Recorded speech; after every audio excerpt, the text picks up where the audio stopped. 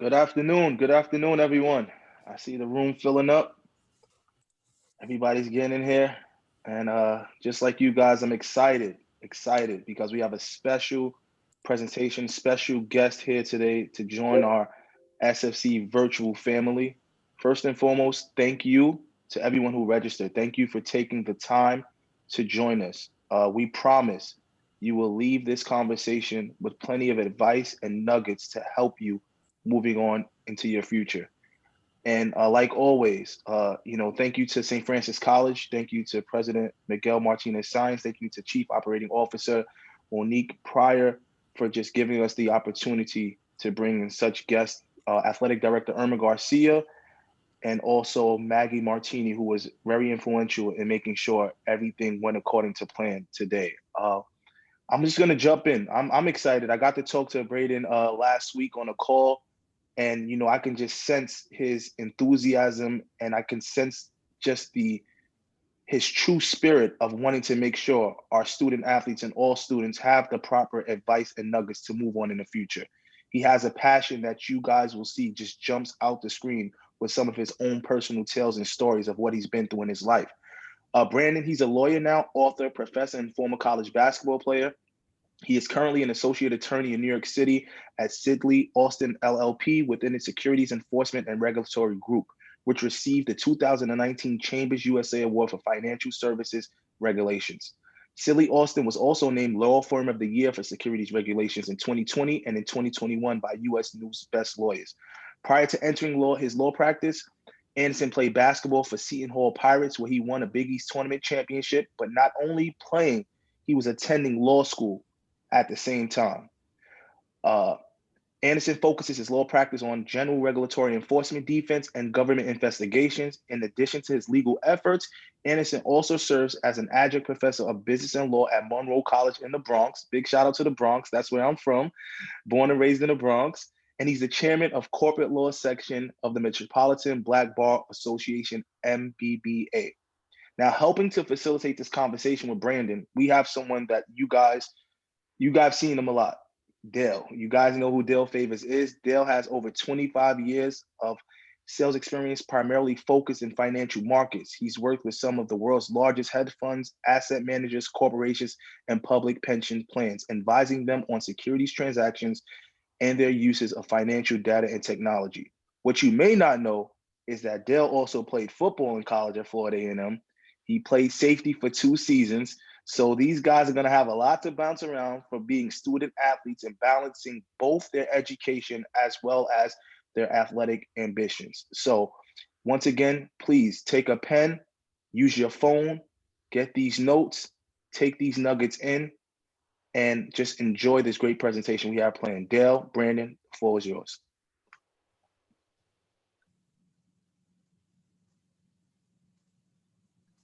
Thanks a lot, Jamal. And obviously, you heard from one of St. Francis's greatest.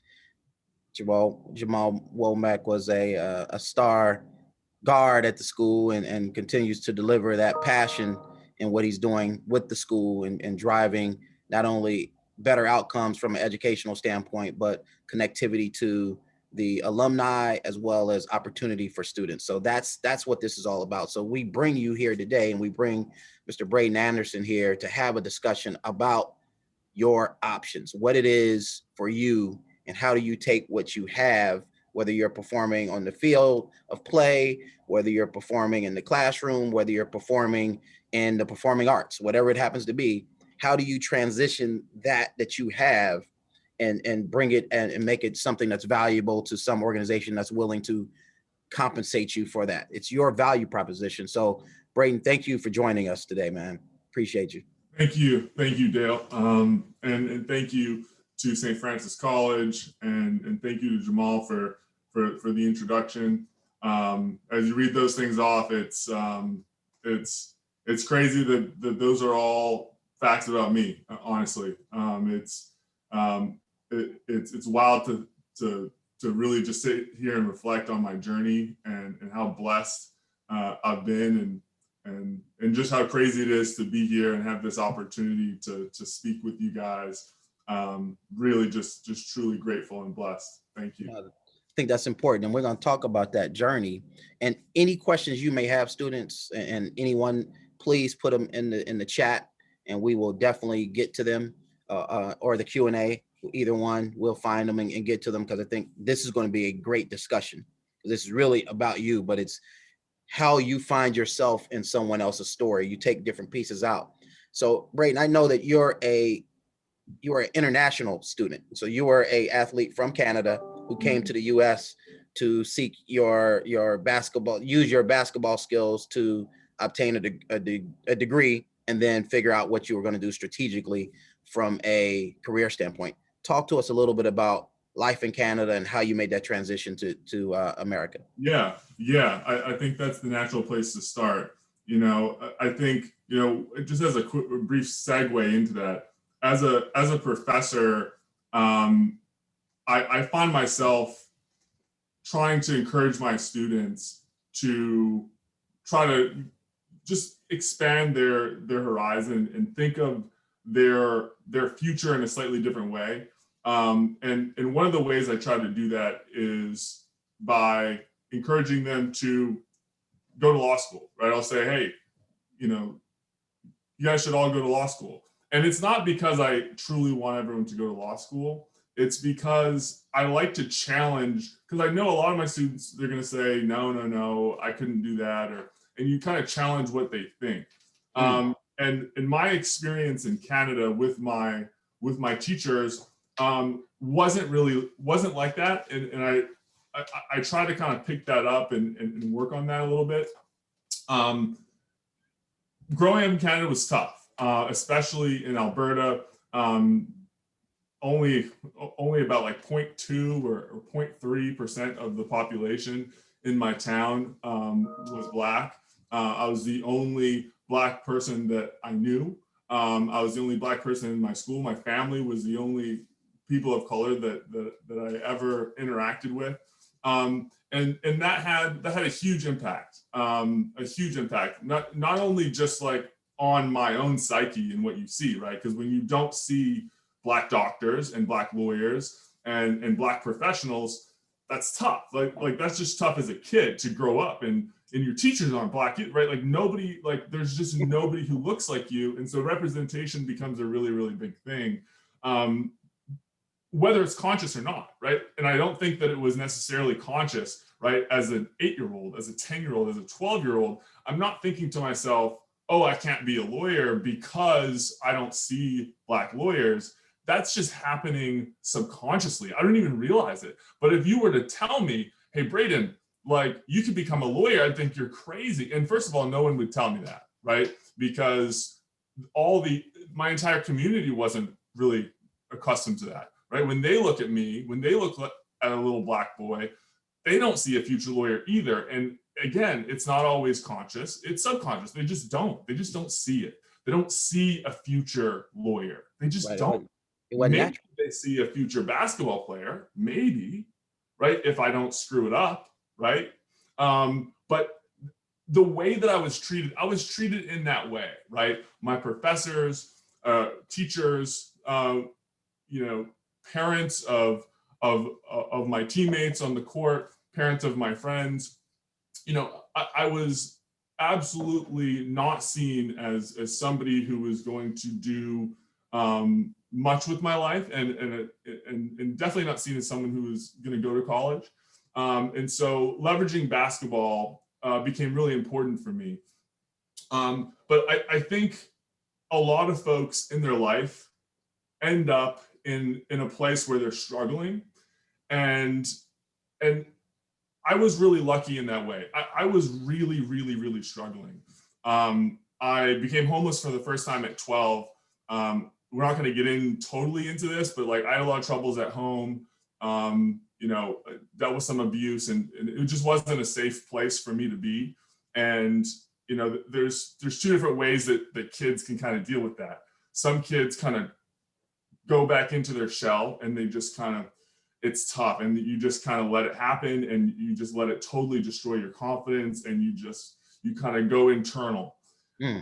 Other kids are just like, hell no, this is not how I'm like, and they act out, right? And they're just like, nope, I'm out of here. Like, I'll just see ya. I'll go sleep on the street, but I'm not going to be treated this way.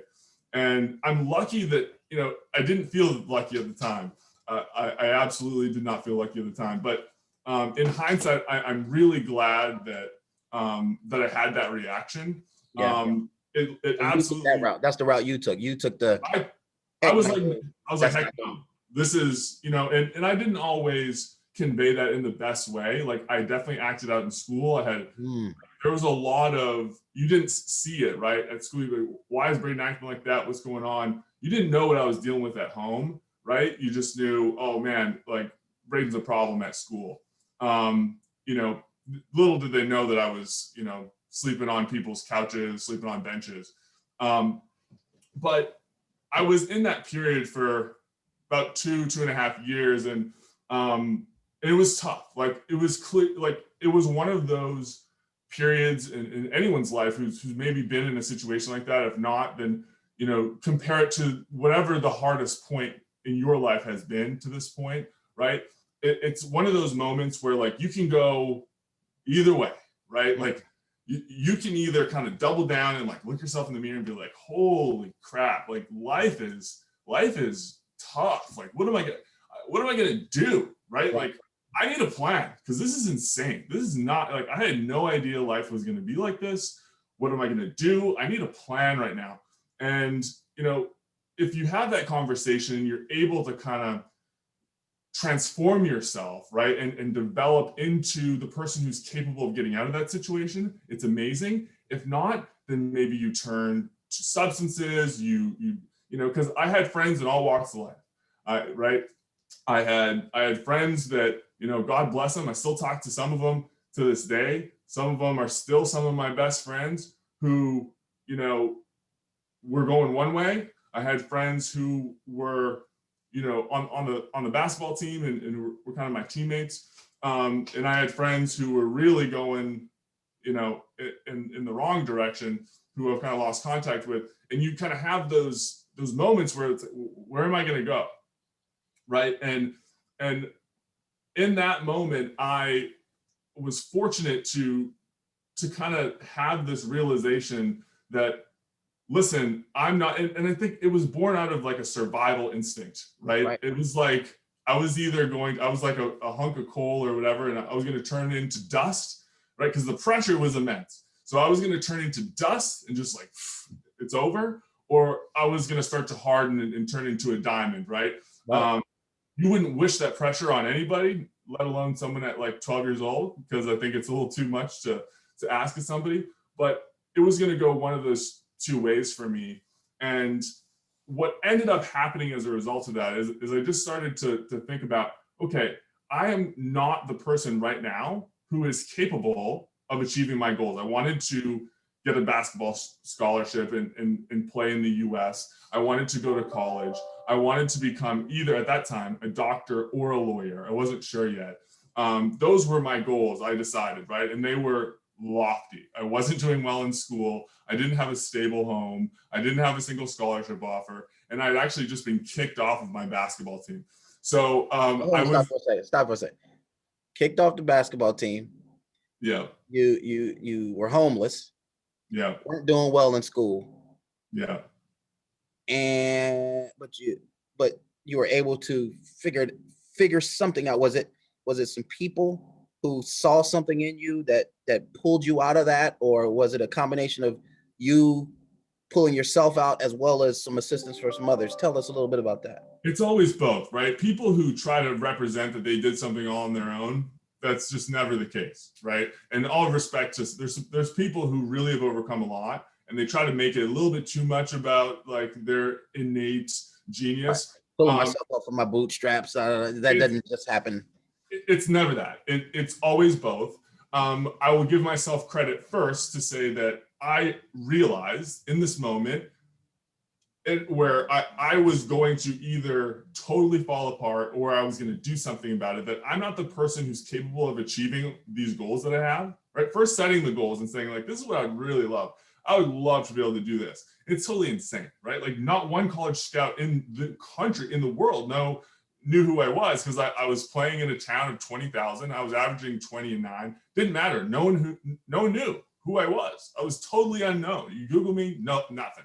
Right. So it would have been totally, if you're hearing me say this, right, if I'm saying this out loud to somebody, which I didn't, I'm just thinking it, you're thinking like, Braeden, you're nuts. Like, that's not going to happen. Like, I think you need to come up with some reasonable goals because this is just not happening. And they'd relay, right, those points that you just made and say, I'm sorry, buddy, like, let's think about like a job at Wendy's, and nothing, no offense, right? But to people who work at Wendy's, but that would have been a much more, realistic goal. Yeah. Which I did, by the way, at the time, work at Mary Brown's Chicken for a period of time, not at 12, but at 14.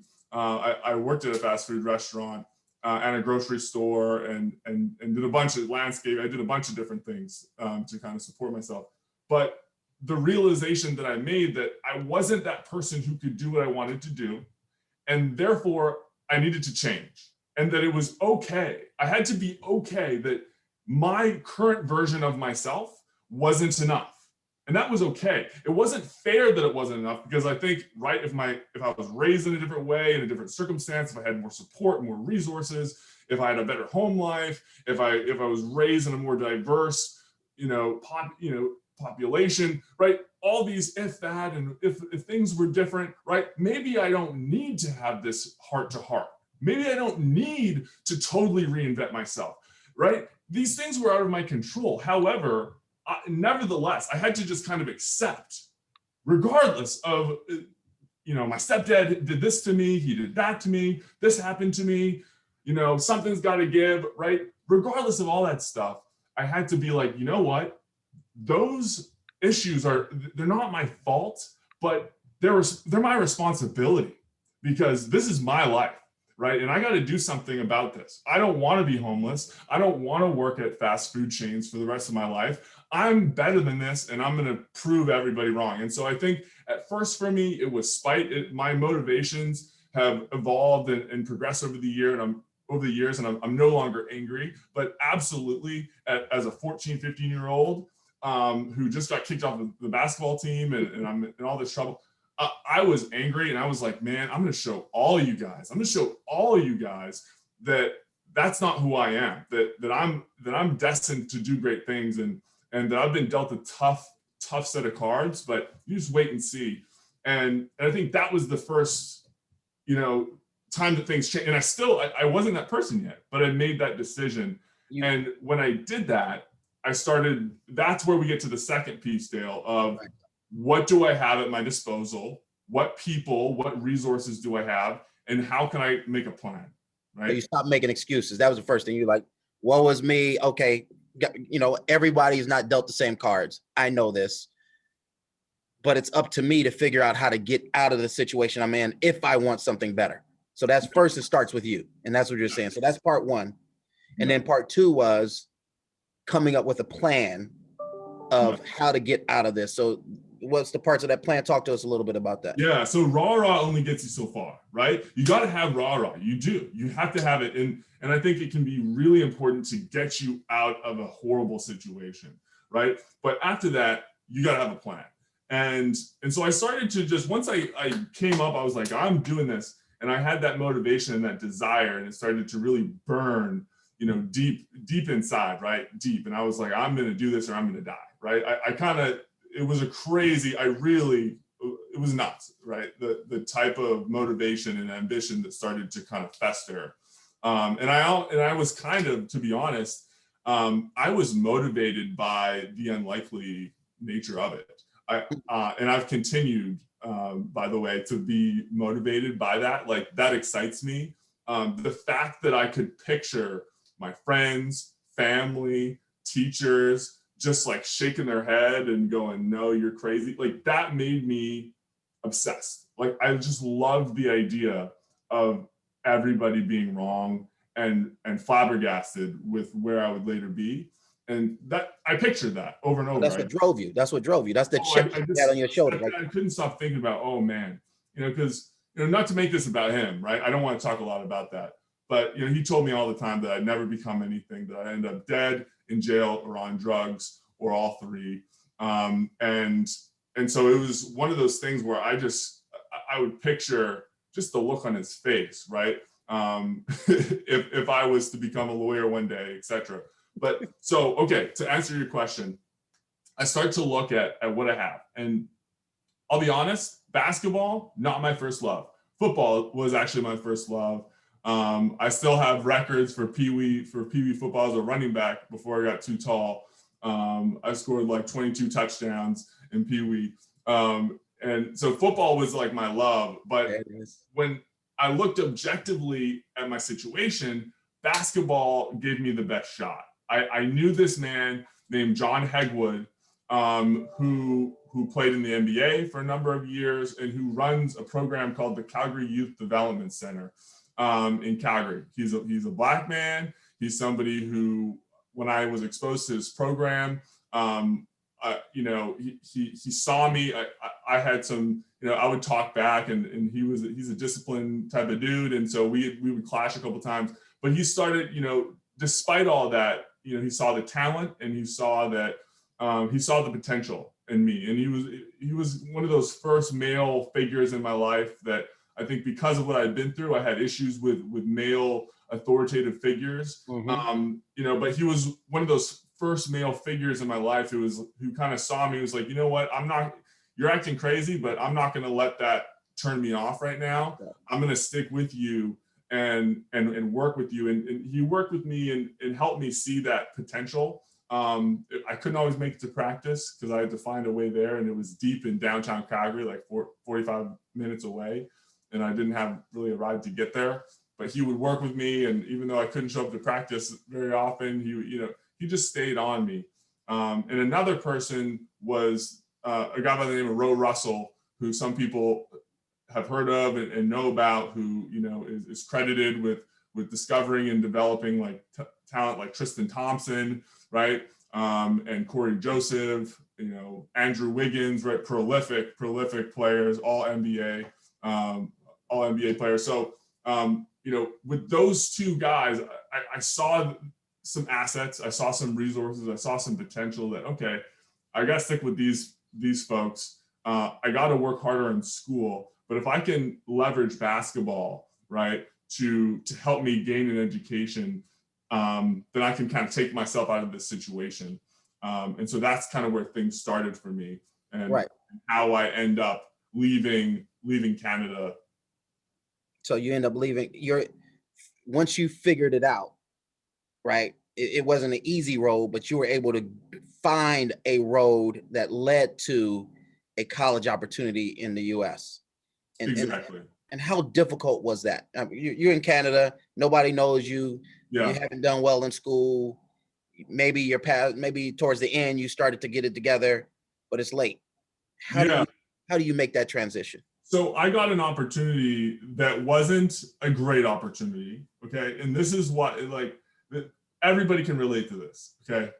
I got a call, and it wasn't like an opportunity that your mom or dad would love, or like even probably allow you to take, most likely. Right. But it was all I had. And the way this story begins is it's a testament to what can happen if you just take this much. Like, if you're given this in terms of an opportunity, you wanted this, but if you take this and leverage it and just squeeze every bit out of it, you can turn this into that, and then that. But so I got a call from Ro Russell, and he'll be the first to tell you, like, the opportunity that he called me with, it wasn't great, but it was all he had, and I'm so grateful that he called, right? But he was starting a school in Raleigh, North Carolina, and the living situation wasn't going to be great. There was like 16 of us, and we were going to be living in like a 3-bedroom apartment, and like the food situation wasn't going to be great, and in terms of the visas and those sorts of legal things, it wasn't going to be great. I'll just leave it there. It wasn't going to be a great situation, but what he was going to do is we're going to be playing a lot of basketball, and we're going to be put in front of college scouts, right? It was going to be tough. It was going to be brutal. I mean, we had a lot of fights in the house. I mean, you put 16, 15 through 18-year-old boys in a 3-bedroom apartment. Like, there was a lot of fighting over food, fighting over everything, you name it. It was tough. It was tough. It was a brutal situation. This is one of those schools that what they call these basketball academies kind of program, where it was really based off of playing basketball. A lot of folks, especially student athletes, who are here. Like, there's a lot of people who have heard of or been at schools like this. There's different types of these schools. It was tough. And it wasn't IMG. It was the other. If IMG is the spectrum, right? Like, this was, yeah. And so 6 or 7, I can't remember, 6 or 7 of the members of the team went home like very shortly, right? Like, they were like, what the heck they got out of there. Andrew Wiggins was actually at this school, and a number of other really good players. But it was one of those things where it was tough. There's people going home. I decided to do it, and to stick it out. But my goal was, okay, I got there. I decided to do it. I was like, Mom, I'm going, right? To kind of back up. I'm like, I'm doing this, she really, no one was in the position to stop me. I had been homeless. Like, I had been, no one was in this position to tell me what I was going to do. So I kind of told my mom, this is, going to North Carolina, wish me luck at 15. And, but I have a great relationship with my mom. I updated her on what was going on, but I was a man, probably you've been on your own for a little bit. Right. Yeah, I became a man around 12, 13, where, when you are thinking about what I'm going to eat, how I'm going to do it, at 12, 13, that happens at that age for you. Yeah, you're growing fast. And I think that helped me in North Carolina, because I had a different perspective than a lot of the other boys who had never been without their parents before. My perspective was like, okay, if I'm going home, like, for what? To what? Like, what else am I going to do? I thought about things a little bit differently. I thought about it, how do I turn this situation, which I don't love, right, into something better, right? I'm not going to go from this to nothing. I don't have anything waiting for me back home. I don't know about y'all, right? But I don't have it. So I had the idea that, okay, I'm going to stick it out for the year. I don't care what happens. I don't care how many black eyes and broken noses. We're going to scrap. We're going to do whatever we got to do. I'm not going anywhere. I'm getting my playing time. I'm going to show out in front of these scouts, and I don't care. I want this more than you do, right? Because there's a lot of that, like, tension, right? Because we all want it. Like, we want to show out for the scouts. And so, there was a very competitive environment in that, on that team and in that situation.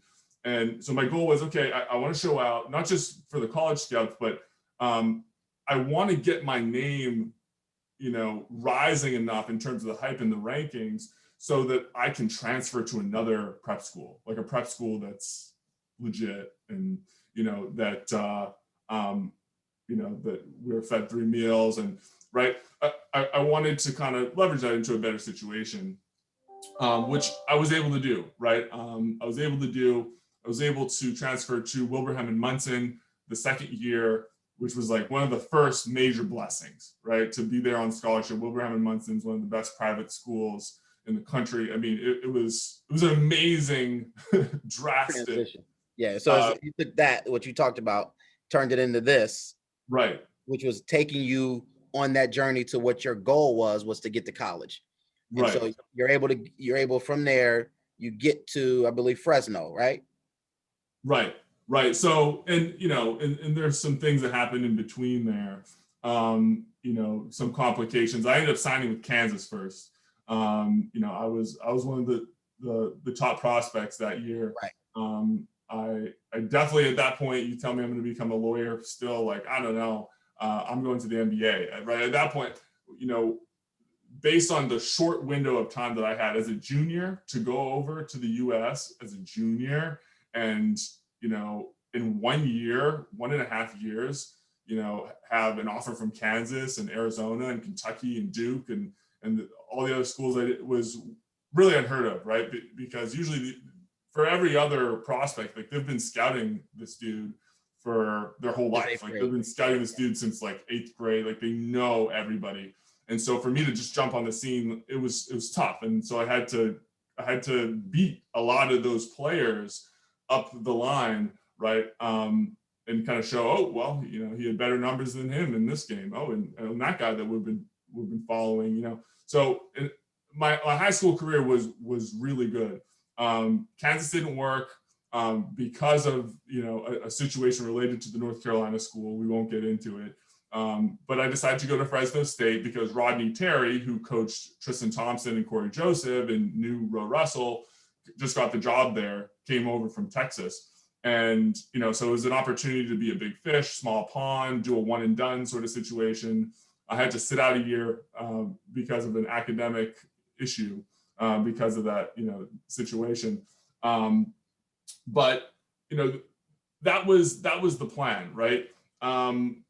What ends up happening, of course, if you read about it, if you know, is so the summer before I have to sit out for a period, but I'm about to get ready to play. And this is summer of 2013 at this point. And I'm about to get ready to play. And it's like, boom, this is going to be my year, about to be one and done. It's over. Let's go. I've been waiting. I've just been training and getting big. I was weighing like 240 at the time. I was feeling really, really strong and good.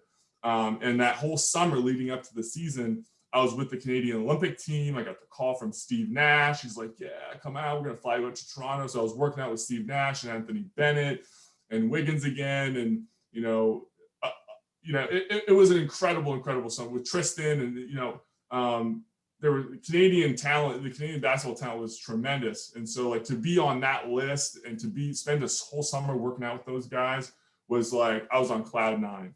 Yes. And so I got back to Fresno feeling good, blah, blah, blah. September 3rd, you know, I'll never forget, September 3rd, I, you know, not that this context really matters, but I think it's important to just get like how the roller coaster here. I'm feeling so good. I've been out to the casino a couple days. I was up like couple $1,000, and I was begging my teammates to go back to the casino. I was like, we got to go back. I was feeling good, and I was like, we got to go back, and they didn't even want to go. And but I begged them, let's go. We got to go back to the casino, and you know, they're like, fine. So we're about to get into the car, and we're having this game of rock paper scissors because he called shotgun, and I was like, challenge, blah blah blah. You know, I don't know if they all do that, but so we had this game of rock paper scissors for the front seat. And I lost, right? And that ends up becoming very, very important. So I'm in the back, which real scrunched down to truck that doesn't have a lot of clearance up there. And so I'm kind of scrunched down like this, and I'm in the middle trying to be in the conversation. And I had a seatbelt on, but it was really loose and it really wasn't done up properly.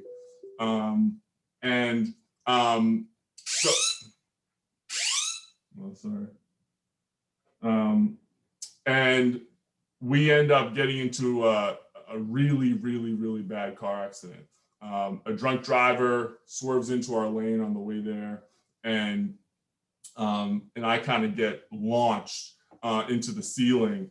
And you know, I don't know if I should show this if y'all can see it, but can y'all see that in the video? Yeah, a little bit. So you end up breaking your neck. End up breaking my neck, C5, C6 vertebrae. And at that moment, I'm supposed to be paralyzed. The paramedics came. They didn't really understand what was going on, because if you have those sorts of breaks in a car accident, you don't, like, first of all, you're usually dead, right? If you're not, you can't move your arms and legs, right? Like, there's going to be some. It doesn't just, because the force is ridiculous, right? So, like, you usually don't break it with the force. Like, your spinal cord is real flimsy stuff. I mean, it's like, if you break your neck in a car accident, like, it's done. Like, it's just totally done. But I got really, really, really lucky. It wasn't pinged. I did have pieces of my vertebrae, stuck into my spinal cord. Like, it was damaged. And so I lost, like, feeling of my left arm, but it wasn't enough to totally sever it. you know, long story short, like this, I was out. I was laid out for like a month. I had a 0.06% chance of making a full recovery, 0.06 real stat. But I had an incredible team of surgeons, and I was blessed, clearly blessed. Not like a super religious man, but there are certain instances of life where you just can't deny that there is a force out there that is protecting you and looking out for you, and that your life isn't done yet. And so that kind of set me back in terms of my basketball career in a big way. I did fight and fight to get back, but my perspective on athletics, and again, it was one of those moments again, right, where I had a flashback to when I was homeless in Canada, really, right? I'm in the hospital bed, and they're pumping me full of morphine, and I'm just like, I don't know what's even going on. I was like laid out for like a month. I don't even remember. And, you know, I wasn't eating solid foods. I lost around 45% of my body weight. So I'm like disgusting. Like, you have no idea. I can't walk. You can't push yourself up in bed. Like the atrophy is insane. If you've never heard of it or know how, like a month of laying down, you're done. If you lay down and don't move for a month, you won't be able to sit up. But muscle atrophy. Atrophy. Yeah, absolutely. You won't be able to sit up. You won't have the strength to sit up, push up. You're lucky to move your head, right? Your muscles just, they poof, they're out, especially when you're not eating for a month, right? Because I'm not eating for a whole month. And so I get out of that and I'm skin and bones. I'm maybe where I started 245, right? I maybe weigh like 145, right? At this point, I'm just like absolute skin and bones, can't move, can't walk. And I'm all jacked up, and they're I got big metal rods in there. And I'm like, man, and I asked the question to the doctor. I had a flashback at that moment to Boobie Miles in Friday Night Lights, when he's like, hey doc, am I gonna be able to play again? And I literally asked that right out of a movie. I asked that same question. Hey doc, am I gonna be able to play? And he was like, I don't know. I don't know, man. And so it just put the fear of God into me. I was just, that I had put a lot on that. And so I started to think about, well, this was my only thing that I had. Like, I started thinking about going back to living on couches and being in Canada. And I was like, man, this was all I had. Like, basketball is it, man. And I haven't really leveraged it yet. Like, I just started. I've only completed 2 semesters of school. I'm not ready to give this up. I need basketball more, right? Aside from liking to play, I don't have much else to leverage here, right? And so I started to really think just about that, right? How do okay, right now, I just very focused, okay, I'm still on scholarship. I don't know what's gonna happen. I don't know if I'm gonna be able to play again.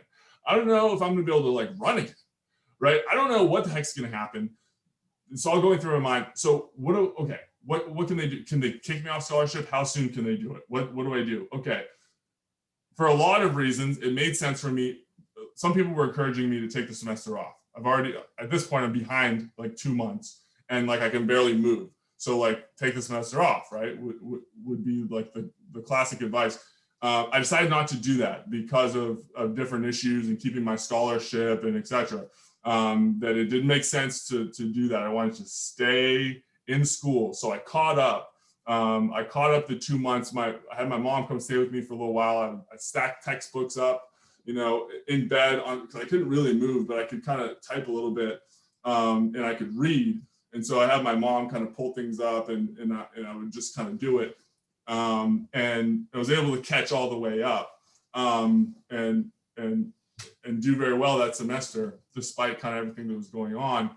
But, in that period as well, I'm also thinking about, I got to get back. I got to get back. I got to stay on scholarship. I got to stay on scholarship long enough to finish my degree at the very least. Right. And so I was very, very, very obsessive about my rehab and working out. And I did neck exercises literally all day. I just tried to move it all day, every day. The pain, like you can't really, it's hard to even tell you, like you won't know, like there's no words that I can tell you to tell you how much it hurt, or, it would just kind of fight through it because you had to had to fight fight through through it. it because you had goals, but You had to. you were able to get back to some resemblance of who you were.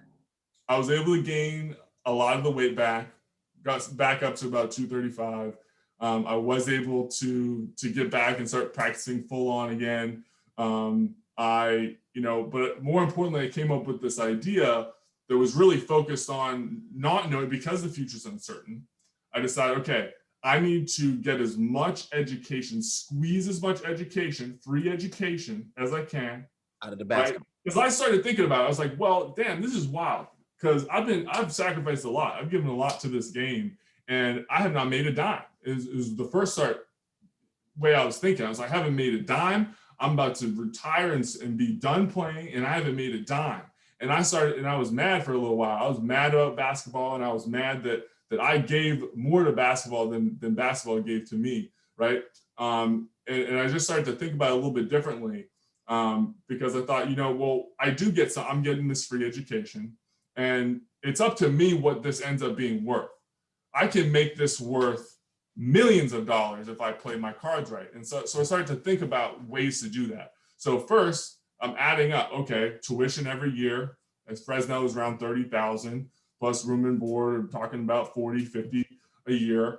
And then I'm thinking, okay, but there's no limit to how many classes I can take. So the faster I get this stuff done, if I can squeeze 2 years into one, I'm making double the money, right? I started like, so it's actually changed your mindset as well. It was crazy. People thought I was nuts, seriously nuts, right? And my coaches wrote me off right away because they saw that, he's trying to transfer. He's trying to transfer. Because when you do that, coaches think, oh, you're trying to transfer, right?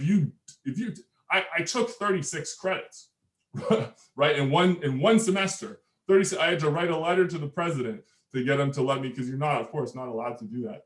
And I applied with him, let me do it, I can do it. But I was obsessed and I was going to do it. I ended up getting a 4.0. And I think it was because it was so much extra. My focus was like laser because of what I'd been through. And because I knew I'd written a letter to ask him to let me do 36 units. I didn't want to let him down. But so I decided I got to graduate early. I got to graduate 2 years early so that I have eligibility left. I can try to transfer and try to get law school paid for. Because again, I'm just trying to leverage all of this basketball stuff up, right? Because now I'm feeling a lot less certain about a professional career because, between us, like I could feel it. I did everything I could to go to fight and compete and provide value to my team and do it. But as a player, when your level, like I was over here and my level, it was no longer NBA level. I knew I was an NBA player before, and I didn't tell anybody this. This was my secret to myself, but I could feel it, I didn't feel as comfortable banging the way that I did, right? Before I was aggressive. I would throw people around, man, like rebounds, they were mine. Like, I don't care. It's my ball. Like, you're not getting it. And I just didn't have the confidence in the security of my neck. I couldn't bang like that anymore. It was something you had to think about, right? Is the mental component of thinking about your physical. I go rip a board from somebody, I'm like, oh, well, I don't know. Right. He's general on my neck. And so I just tried to fake it till I made it. I tried to just compete like an animal in practice, try to be a great teammate, try to be someone the people wanted to have around. I tried to compete for playing time, but more than that, I wanted to be an attractive person to take as a transfer, right? And so I graduated, right, a couple of years early, got it done, just crammed as many credits as possible into those next couple of years. and put a flyer out to anybody who would listen, saying, hey, I'm trying to play basketball in law school. I know it's never been done. I called up Jeff Goodman. I called every person, you know, that I knew in the sports media world, in the marketing world, to let them know that I was trying to do this crazy thing, and, you know, and let me do it. And Seton Hall was the only school out of, and I applied to hundreds of law schools, and I spoke to hundreds of college basketball coaches, and whether it was because they were unsure about after my accident, if I still had it, or they just were like, well, nobody's ever played basketball in law school. We're not going to be the first to start, but like, if you fail, we look dumb, was essentially what a lot of people were saying, right? We look like morons if this doesn't work. And usually when you're not, you know, when something's never been done, it's for a reason. It's because it's not a good idea. And it's not possible or practical or all those different things. But Seton Hall was willing to allow me to give it a try. And you know, we're running close on time, so I want to focus a little bit more on like obviously it worked out, right? It worked out. It's crazy, whatever. Well, you tried something new. You made it work. Yeah. But what happened was what you found out was how delicate life is. Yeah. And many of us who are athletes, we're doing our thing. We don't think it's ever going to end, but we know it's going to end, but we just don't think about it.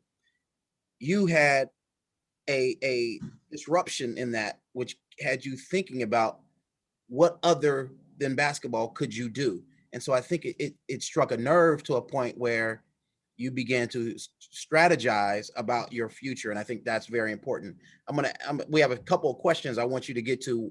One is, one person says, is there anything you would have done differently as a student athlete as you were making the decisions that you made, especially to go off to law school?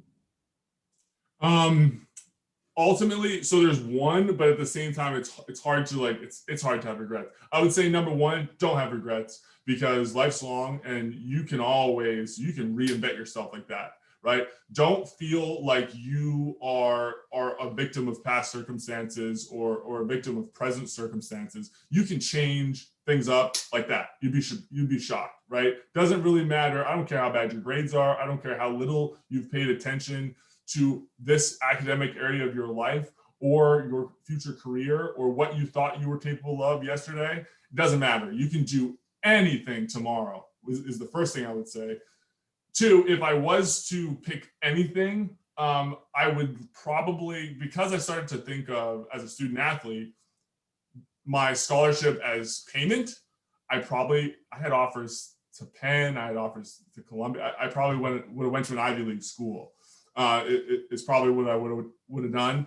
And you know, you could still try to make it to the league from an Ivy League, but maybe I would have done that. It would have made it easier for me. But at the same time, I still made it to a top tier firm. Mm-hmm. All of my colleagues pretty much went to Ivy League school. So I somehow still made it there, despite the fact that I didn't go to an Ivy League school. So even despite all that, you can still do it, right? You can still, so it's hard for me to have regrets.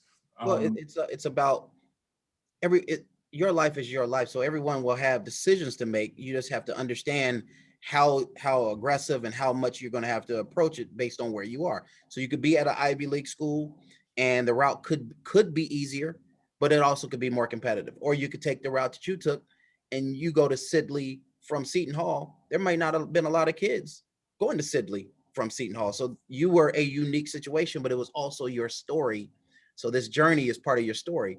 Another question you have, and we're going to bring Anna Maria, who has a question, but I want to ask this because another person asked this question, and talk about this because in many cases you had to make pivots, mm-hmm. right? And so what is your advice on when you are in these situations where you have to figure out how to make a pivot? What are some thoughts around how to go about making those pivots? So you just have to constantly be reevaluating in every single moment. I call it having a beginner's mind. There's a book called Zen Mind, A Beginner's Mind. Pull it up, buy it. It's incredible. But it's essentially this idea of, it doesn't matter how much I know and what experience and knowledge that I carry with me. I'm going to approach every day, every issue, every idea posed by myself, my own mind, somebody else, what have you, or just by circumstances, like a beginner would, right? I'm going to have an open mind. I'm going to be unaffected in a negative way by things that happened to me before, right? This is how you avoid falling into like learned helplessness, right? Which is one of the biggest things that I think that I overcame, right? When you deal with trauma and you deal with struggle and you come from certain backgrounds, it's very, very hard for you to start believing that you can do different things than what you've seen. It's very hard for you to just believe that about yourself and about what you can do in the future. And so I think it starts there. It starts with a totally open mind. Forget what you thought you knew yesterday, right? Mm-hmm. You can do anything, right? If the laws of physics, this is serious. I'm not like blowing smoke, right? This is real. If the laws of physics will allow something to happen on this planet, laws of physics, that's it. That's the only thing you got to reference. You want to do something, if the laws of physics will allow that to physically happen, then you can do it. It doesn't matter, right? Whereas I hear so many people, I tell my students, you can become a lawyer. They tell me the worst, their comebacks are horrible about why they think that they can't do it. Well, I can't do it. Why can't you do it? Well, I don't like reading. Oh, I don't really love reading either. But if you're going to pay me $300,000 to do that, then I will read and read and read all day. Right? So it's these ideas that we have in our heads, false, right? False ideas about what we can do, what we think we want to do or like to do, and what we're capable of, that really shrink down the horizon of possibilities for us. And I think the first thing that everybody needs to do is throw all that stuff out the window, because there's limitless. The horizon is limitless. And this isn't just some like pep talk, like it's not that. This is not that. And we've all seen those. This is real. Anything that there is a plan and there's a way. If you break it down, some things harder than others to accomplish, but you can do almost anything. Got it. Anna Maria. Hi, sorry, I'm on my way home. Can you hear me? Yes, we can. Okay.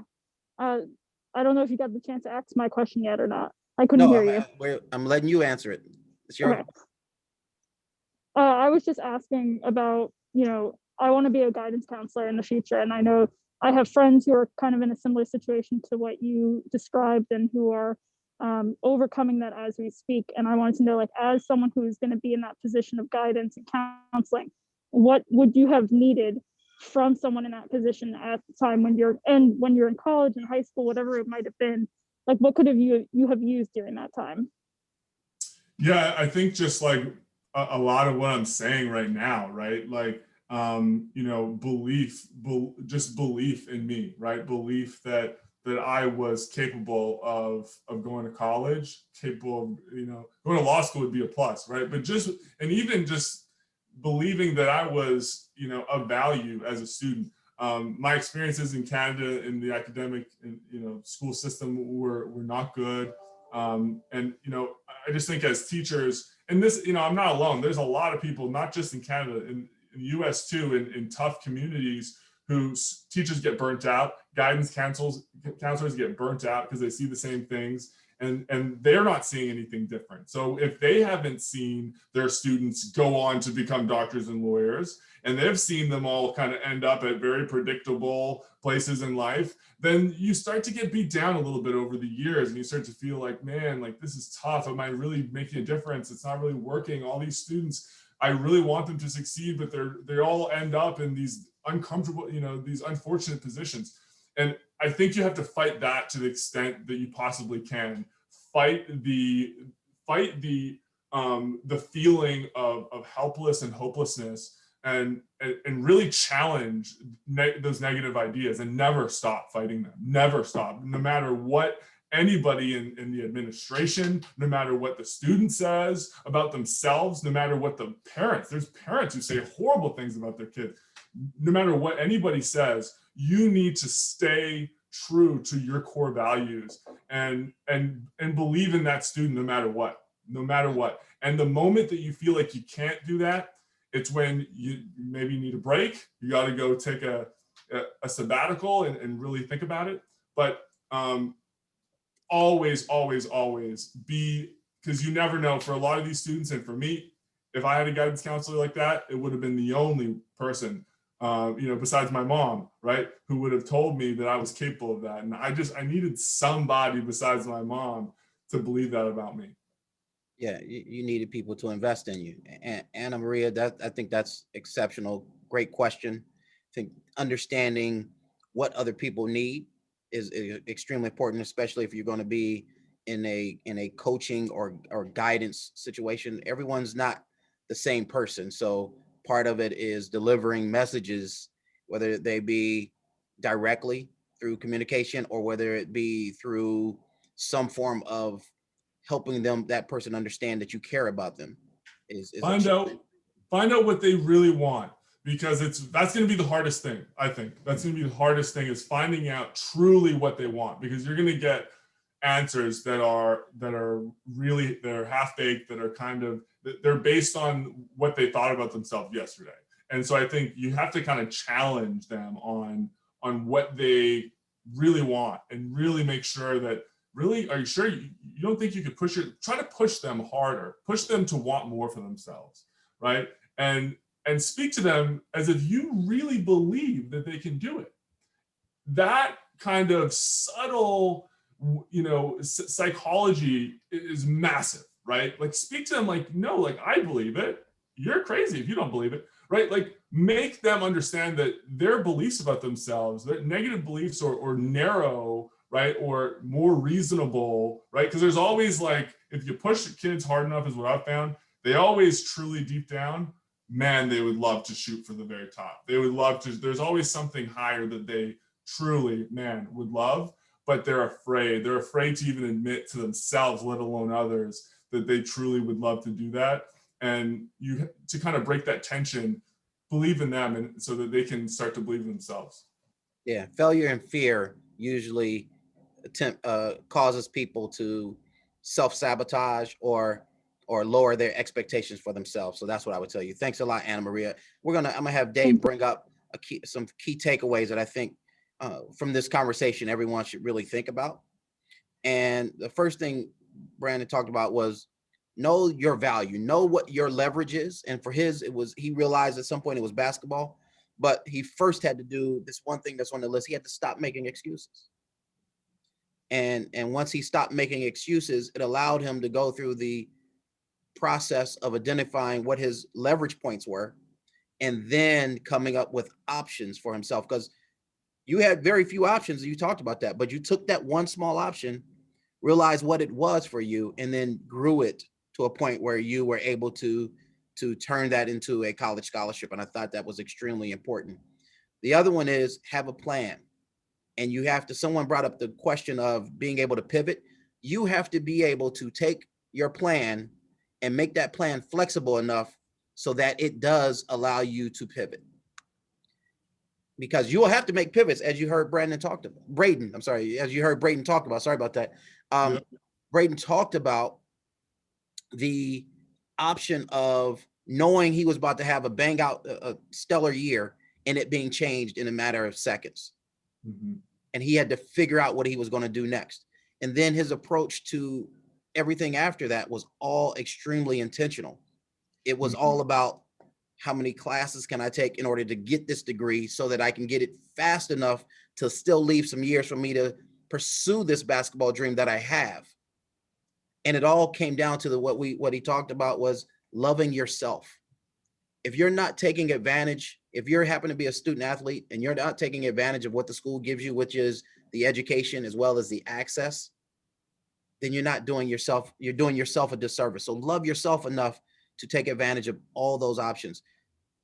Any thoughts on that, Braeden? I mean, I think that kind of covers what we talked about, but what are your thoughts as we close it out? Yeah, I just thinking practically for folks, right? Depending on, like, regardless of where you are right now, just like a couple things to just take away. The formula that I think works the best, and because it can be daunting, because I'm talking about a lot of things about, like, I understand what I'm saying, right? Like, I'm not understanding, right? Like, when I say that, like, you can do anything, I'm not saying that it's not hard and that it's not like ridiculous. Your to-do list to get this done is going to be daunting. And so I want to provide some nuggets on how to kind of think about that and how to approach that. It's really a formula of positive efforts over time, right? Over time, positive efforts in that direction, right?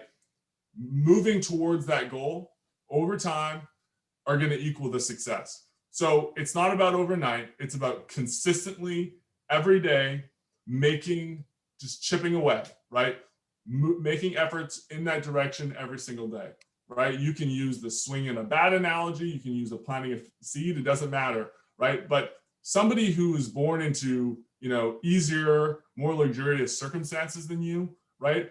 Maybe they only need, a couple balls and they're going to hit the home run, right? If it's a little bit harder based on your circumstance, that's fine. Don't swing 3 times like Jimmy did. Swing 1,000 times. Who cares? Nobody's counting. Only thing that matters is when you hit the home run. Doesn't matter. Keep swinging every single day, right? There's nothing to be embarrassed about. So that's one piece. And I also think it's important to just start building your brand and raising your profile, to all the student athletes as well, to start thinking about there's 3 pillars that I kind of break that into that we can kind of take away with. People need to know who you are.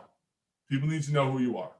People need to know what you do, right? What you do is like, what are you into? What is your desire? Like, what do you want to do, right?